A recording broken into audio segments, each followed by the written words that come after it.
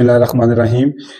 आज के इस लेक्चर के अंदर हम सिस्टम ऑफ इक्वेशन को सॉल्व करना सीखेंगे। ये हमारा एक सिस्टम है लीनियर इक्वेशंस का। लीनियर इक्वेशन ऐसी इक्वेशन होती है जिसमें वेरिएबल की जो डिग्री है वो 1 होती है, और अगर एक से ज्यादा आपके पास इक्वेशंस आ जाएं तो फिर उसे आप क्या कहते हैं, system of linear equations. We have two type of system. The first one is non-homogeneous system and the second one is homogeneous system. अब आप देखिए यहाँ पे कि अगर इस सिस्टम को मैं अगर ऐसे लिखूं a x is equal to b, तो अब ये जो हमारे पास x होगा ये हमारे पास x1 x2 x3 वेक्टर होगा, जो इनको हम अननोन भी कहते हैं। ए हमारे पास कोफिशिएंट मैट्रिक्स होगा, जैसे इस सिस्टम के अंदर 5 -2 1 3 2 7 1 1 3 कोफिशिएंट है, और बी हमारे पास क्या होगा, जो इक्वल टू के इस साइड पे हमारे पास वेक्टर आएगा। अब यहाँ पे देखिए कि अगर ये बी जीरो हो जाए, अगर ये बी जीरो हो जाए तो फिर हमारे पास जो सिस्टम बनेगा वो होमोजीनियस बनेगा। वो क्या बनेगा, होमोजीनियस सिस्टम बनेगा हमारे पास। और अगर हमारे पास बी ए जीरो ना हो तो फिर हमारे पास सिस्टम कौन सा होगा, नॉन होमोजीनियस सिस्टम होगा। तो इस वक्त जो हमारे पास सिस्टम है ये एक होमोजीनियस सिस्टम है, because the right hand side is zero, B is equal to zero in here, so this system is homogeneous system. अब हमने सिस्टम को सॉल्व कैसे करना है? इस सिस्टम को सॉल्व करने का मतलब ये है कि हमने इसका सोल्यूशन निकालना है, और सोल्यूशन निकालने का मतलब ये है कि हमने x1 x2 और x3 की वैल्यूज को निकालना है। तो बेसिकली ये जो हमारे पास x1 x2 और x3 हैं, इनको हम क्या बोलते हैं, अननाउंस। इनको हम क्या बोलते हैं, अननाउंस। और इसी तरह यहाँ पे हमारे पास जो नंबर ऑफ इक्वेशंस है वो कितनी है, नंबर ऑफ इक्वेशंस जो हमारे पास हैं वो कितनी है, वो हमारे पास 3 है। और इसमें नंबर ऑफ अननाउंस भी हमारे पास कितने हैं, 3 हैं, और नंबर ऑफ इक्वेशंस भी क्या है, 3 हैं। नंबर ऑफ अननाउंस वो भी हमारे पास कितने हैं, 3 हैं। तो ये कुछ इंफॉर्मेशन है जो हमें पता होनी चाहिए। अब हम क्या करेंगे कि इस सिस्टम को सॉल्व करेंगे। अब देखिए, जब हम किसी सिस्टम को सॉल्व करते हैं तो बेसिकली हमने उसका सोल्यूशन फाइंड करना होता है, और अगर उस सिस्टम का सोल्यूशन एग्जिस्ट करे तो फिर उस सिस्टम को हम बोलते हैं कि ये सिस्टम क्या है, कंसिस्टेंट है। और अगर किसी सिस्टम का सोल्यूशन एग्जिस्ट ना करे तो उसको हम क्या बोलते हैं कि ये इनकंसिस्टेंट सिस्टम है। अब कब सोल्यूशन एग्जिस्ट करेगा, कब सोल्यूशन एग्जिस्ट नहीं करेगा, इसके लिए हम साथ साथ जो प्रॉब्लम्स को सॉल्व करेंगे, और साथ साथ ये भी बताएंगे कि सिस्टम का सोल्यूशन कब एग्जिस्ट करता है और कब एग्जिस्ट नहीं करता। तो इसी तरह फिर सोल्यूशन की टाइप्स भी होती हैं। अगर किसी सिस्टम का सोल्यूशन एग्जिस्ट कर रहा है तो फिर वो या यूनिक सोल्यूशन होगा, या वो उसके इनफाइनाइट मैनी सोल्यूशन होंगे, या फिर उसका नो सोल्यूशन होगा। अगर तो सिस्टम इनकंसिस्टेंट है तो फिर उसका सोल्यूशन नहीं होगा। और अगर सिस्टम कंसिस्टेंट है, या मैं लिख भी देता हूं वैसे, अगर सिस्टम हमारे पास क्या है, कंसिस्टेंट है, तो कंसिस्टेंट का मतलब ये होता है कि have solution, system have a solution. ठीक हो गया। तो इसमें फिर हमारे पास क्या बात आ जाएगी, एक टाइप ये आ जाएगी कि यूनिक सोल्यूशन होगा, और दूसरी हमारे पास क्या आ जाएगा, इनफाइनाइट मैनी सोल्यूशन होंगे, इनफाइनाइट मैनी सोल्यूशन होंगे। अब इसी तरह आप देखिए, हमने यहाँ पे होमोजीनियस के केस को लेना है, तो होमोजीनियस में कब यूनिक सोल्यूशन होता है, कब इनफाइनाइट मैनी सोल्यूशन होते हैं, इसको आज के लेक्चर के अंदर हम कवर करेंगे। और नेक्स्ट लेक्चर के अंदर जब नॉन होमोजीनियस सिस्टम लेंगे तो उसके लिए यूनिक सोल्यूशन कब होगा और इनफाइनाइट मैनी सोल्यूशन कब होंगे, फिर उसको हम नेक्स्ट लेक्चर के अंदर क्या करेंगे, कवर करेंगे। तो अभी हमारे पास एक थ्योरम है, उस थ्योरम को अगर हम देख लें तो फिर उससे हमें काफी सहूलत हो जाती है कि इस क्वेश्चन को हल करने के अंदर हमें काफी ज्यादा आसानी हो जाएगी। तो वो थ्योरम क्या है हमारे पास, वो ये है कि a system of m homogeneous linear equations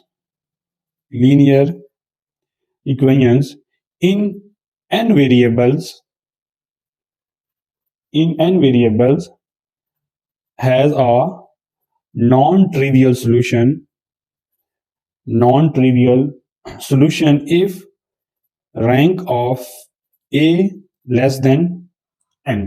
अब यहाँ पे देखिए, ये हमारे पास थ्योरम है जो हमें नॉन ट्रिवियल सोल्यूशन के बारे में बताता है। अब देखिए, ट्रिवियल सोल्यूशन क्या है, नॉन ट्रिवियल सोल्यूशन क्या है।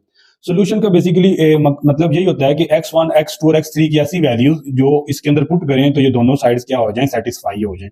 अब आप देखिए, अगर आप x1 की जगह 0 पुट करें, x2 की जगह 0 पुट करें और x3 की जगह भी 0 पुट करें, तो ये यहाँ पे भी 0 आ जाएगा और ये साइड भी 0 है, तो साइड सेटिस्फाई हो जाएंगी। यहाँ पे भी 0 पुट कर लें तो ये भी सेटिस्फाई हो जाएगी, यहाँ पे भी 0 पुट कर लें तो ये भी सेटिस्फाई हो जाएगी। तो ऐसा जो सोल्यूशन होता है उसको हम क्या बोलते हैं, ट्रिवियल सोल्यूशन बोलते हैं, जो 0 0 हमारे पास होता है। लेकिन we are always interested in non trivial solution, के नॉन ट्रिवियल सोल्यूशन क्या होगा कि जो 0 के अलावा सोल्यूशन हो। तो वो ये कह रहा है कि system of m homogeneous linear equations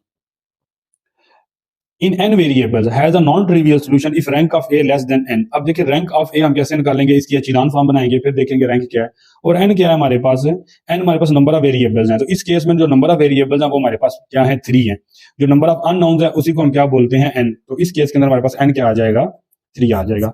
अब हमने अपने सिस्टम का क्या निकालना है, सोल्यूशन निकालना है और साथ में इस कंडीशन को भी चेक करना है और साथ में ये भी देखना है कि उसका यूनिक सोल्यूशन होगा या इनफाइनाइट मैनी सोल्यूशन होगा।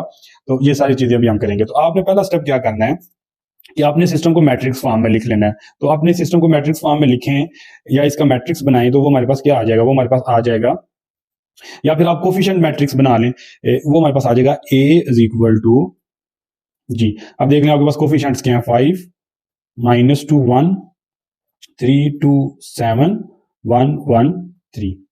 ठीक हो गया जी। ये हमारे पास कोफिशिएंट मैट्रिक्स आ गया, ये हमारा स्टेप 1 है। अब हमने क्या करना है, स्टेप 2 के अंदर हमने क्या करना है कि अपने इस मैट्रिक्स को एचिलॉन फॉर्म के अंदर क्या करना है, रिड्यूस करना है। एचिलॉन फॉर्म क्या होती है, ये पिछले लेक्चर्स के अंदर हमने रैंक ऑफ मैट्रिक्स का भी लेक्चर हमारे पास अपलोड किया हुआ है और इनवर्स निकालते हुए भी हम एचिलॉन फॉर्म बना लेते हैं, वो भी लेक्चर अपलोड है। तो बेसिकली इस मैट्रिक्स को हमने क्या करना है, एचिलॉन फॉर्म के अंदर कन्वर्ट करना है और वो फॉर्म क्या होती है हमारे पास, उसको आप देख लें। उसमें ये होता है कि पहली रो का पहला नॉन जीरो एलिमेंट 1 होना चाहिए, तो यहाँ पे 1 बनाना है। तो सिंपल हम 1 कैसे बनाएंगे, R1 3 कर देंगे, 1 को 3 के साथ इंटरचेंज कर देंगे तो हमारे पास आ जाएगा 1 1 3 और ये 3 2 7 ऐसे ही आएगा और 5 -2 1 जी। अब हमने क्या करना है, हमने 1 के नीचे 0 बनाने हैं, तो यहाँ पे 0 बनाए तो ऑपरेटर क्या आएगा, R2 -3 R1। तो ये हमारे पास आ जाएगा 1 1 3 3 -3 0 2 -3 -1 एंड 7 -9 इज -2। अब हमने 5 की जगह 0 बनाना है तो ऑपरेटर क्या बन जाएगा, R3 -5 R1। तो 5 -5 0 -2 -5 -7 एंड 1 -15 एंड 1 -15 इज -14। ठीक हो गया जी।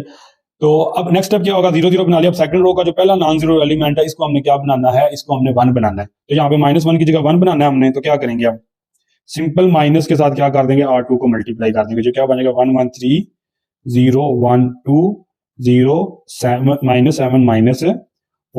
ठीक हो गया। अब हमने क्या करना है, 1 के नीचे 0 बनाना है। तो 1 के नीचे 0 बना ले आप, तो ये क्या बन जाएगा हमारे पास 1 1 3 0 1 2। अब यहाँ पे 0 बनाना है तो ऑपरेटर क्या आएगा हमारे पास, R3 + 7 R2 0 0 0 -7 + 7 0 और यहाँ पे क्या बन जाएगा -14 एंड +14 0 आ गया। अब हम क्या करेंगे, तीसरी रो में जाएंगे, उसका पहला नॉन जीरो एलिमेंट देखेंगे। तीसरी रो में तो नॉन जीरो एलिमेंट है ही नहीं, सारे जीरो हैं, तो हमारा प्रोसेस स्टॉप हो जाएगा। तो this is a echelon form, this is a echelon form. अच्छा जी, अब हमने अपने सोल्यूशन के लिए इस थ्योरम को अप्लाई करना है कि नॉन ट्रिवियल सोल्यूशन कब एग्जिस्ट करता है, जब ये थ्योरम सेटिस्फाई हो रहा हो। तो उसके लिए हमें रैंक ऑफ चाहिए, एन हमारे पास 3 है। तो देखिए हमारे पास रैंक ऑफ ए हमारे पास क्या आ गया, रैंक ऑफ ए होती है नंबर ऑफ नॉन जीरो रोज। तो देखें ये रो तो जीरो है, इसको निकाल दें तो बकाया 2 रोज बचती हैं, तो नंबर ऑफ नॉन जीरो रोज हमारे पास कितनी आ गई, 2 आ गई। तो इसका यहाँ मतलब ये है कि जो अब ये थ्योरम क्या कह रहा है कि rank of A less than number of variables या नंबर ऑफ अननोन होना चाहिए। तो एन हमारे पास 3 है, रैंक ऑफ ए 2 है, तो 2 लेस देन 3 होता है। तो ये बात हमारे पास क्या है, ट्रू है। तो इसका मतलब ये है कि नॉन ट्रिवियल सोल्यूशन क्या करेगा, नॉन ट्रिवियल सोल्यूशन क्या करेगा, एग्जिस्ट करेगा यहाँ पे। तो अब हमने क्या करना है कि for solution we convert this matrix into again equation form. अब दोबारा मैट्रिक्स को हम क्या करेंगे, दोबारा अपने सिस्टम के अंदर लिख लेंगे। तो वो कैसे लिखेंगे हम, उसको जरा आप लोग देख लें। वो हमारे पास क्या आ जाएगा, उसको हम लिखेंगे x1 + x2 + 3x3 is equal to 0। और यहाँ पे क्या आ जाएगा x1 + x2, यस। और यहाँ पे क्या आ जाएगा x2 + 2x3 is equal to 0। ठीक हो गया जी। x1 + x2 + 3x3 is equal to 0, x2 + 2x3 is equal to 0। अब यहाँ पे देखें कि हमारे पास ये जो सिस्टम है जिसमें हमारे पास 3 इक्वेशंस थी, जब हमने इसको एचिलॉन फॉर्म के अंदर कन्वर्ट किया तो हमारे पास कितनी इक्वेशंस बन गई, 2 इक्वेशंस बन गई। अब आप यहाँ पे देखें कि नंबर ऑफ इक्वेशंस कितनी रह गई हमारे पास, 2, और नंबर ऑफ अननोन्स हमारे पास कितने हैं? 3। तो जब नंबर ऑफ इक्वेशंस और नंबर ऑफ अननोन्स बराबर नहीं होंगे, नंबर ऑफ इक्वेशंस कम हो जाएं और नंबर ऑफ अननोन्स ज्यादा हो जाएं, तो फिर हमारे पास क्या होगा? इनफाइनाइट मैनी सॉल्यूशन होंगे, इनफाइनाइट मैनी सॉल्यूशन एग्जिस्ट करेंगे। और अगर हमारे पास नंबर ऑफ इक्वेशंस और नंबर ऑफ अननोन्स बराबर हो जाएं, तो फिर हमारे पास क्या होगा? यूनिक सॉल्यूशन एग्जिस्ट करेगा। ठीक हो गया? तो ये वाला जो हमारा क्वेश्चन था, ये इनफाइनाइट मैनी सॉल्यूशन से रिलेटेड था। और जो जो यूनिक सॉल्यूशन होता है उसको फिर हम अगली एग्जांपल के अंदर करेंगे। तो यहाँ पे हमें ये पता चला कि नंबर ऑफ इक्वेशंस और नंबर ऑफ अननोन्स बराबर नहीं है, नंबर ऑफ इक्वेशंस 2 रहेगी या नंबर ऑफ अननोन्स 3 है। तो इसका मतलब यह है कि हमारे पास इनफाइनाइट मैनी सॉल्यूशन होंगे। अच्छा जी, अब अगली बात कर लें हम कि जब हमारे पास नंबर ऑफ इक्वेशंस और नंबर ऑफ अननोन्स बराबर नहीं होंगे, तो फिर हम अपने सॉल्यूशन को कैसे लिखेंगे? तो इसके लिए हम क्या करेंगे कि यहाँ पे अब देखें इनमें कितना डिफरेंस है, एक का डिफरेंस है ना, तो इसका मतलब यह है कि एक अननोन को हमें फिक्स करना पड़ेगा। तो फिर हम यहाँ पे लेट कर लेंगे कि जो x3 है वो किसके बराबर है? a के बराबर है। और a आपके पास कोई भी रियल है या कोई भी आर्बिट्रेरी नंबर है। ठीक है ना? a आपके पास क्या है? रियल है या कोई भी आर्बिट्रेरी नंबर होगा आपके पास। अब आप इधर x3 की वैल्यू लगाएं तो क्या बन जाएगा? x2 plus 2a is equal to 0। तो यहां से आपके पास x2 की वैल्यू क्या आ जाएगी? -2a। ये x3 की वैल्यू आ गई और ये x2 की वैल्यू आ गई। अब इन दोनों वैल्यूज को यहाँ पे पुट करते तो आपके पास x1 की वैल्यू आएगी, वो क्या आएगी? x1 -2a plus 3a is equal to 0। और यहाँ से x1 plus a is equal to 0, तो यहाँ से x1 हमारे पास क्या आ जाएगा? -a आ जाएगा। अब हमारे पास ये जो मैट्रिक्स था x1 x2 x3, ये जो वेक्टर था, ये किसके बराबर आ गया? देखिए x1 हमारे पास क्या आ गया? -a, x2 हमारे पास क्या आ गया? a -2a, और x3 हमारे पास क्या आ गया? a आ गया। इसको मैं ऐसे भी लिख सकता हूं, a -1 -2 एंड 1। ये हमारे पास क्या बन गया? सॉल्यूशन सेट बन गया। ये x1 a -a, x2 -2 and x3 is equal to a। अब देखें इसको हम इनफाइनाइट मैनी सॉल्यूशन क्यों कहते हैं? आप a की वैल्यूज यहाँ पे पुट करते जाएंगे तो आपके पास सॉल्यूशन आते जाएंगे। मिसाल के तौर पे a को 0 पुट कर दें तो ट्रिवियल सॉल्यूशन आ जाएगा, a को 1 पुट कर दें, फिर a को 2 पुट कर दें, a को -2 पुट कर दें, तो जितने आप a पुट करते जाएंगे तो आपके पास क्या आता जाएगा? सॉल्यूशन आएगा। इसीलिए हम इसे कहते हैं इनफाइनाइट मैनी सॉल्यूशन। जब भी नंबर ऑफ इक्वेशंस और नंबर ऑफ अननोन्स बराबर नहीं होंगे, तो आपको वेरिएबल्स जो नंबर ऑफ अननोन्स है उनको फिक्स करना पड़ेगा, और उस फिक्स करने की वजह से आपके पास जो सॉल्यूशन आएगा वो इनफाइनाइट मैनी सॉल्यूशन आएगा। अब इसी तरह अगले लेक्चर के अंदर हम क्या करते हैं कि ऐसी एग्जांपल करेंगे जिसमें आपके पास यूनिक सॉल्यूशन आए, तो उसको फिर हम देखेंगे कि होमोजीनियस सिस्टम के अंदर जो यूनिक सॉल्यूशन है वो कब एग्जिस्ट करता है। तो ये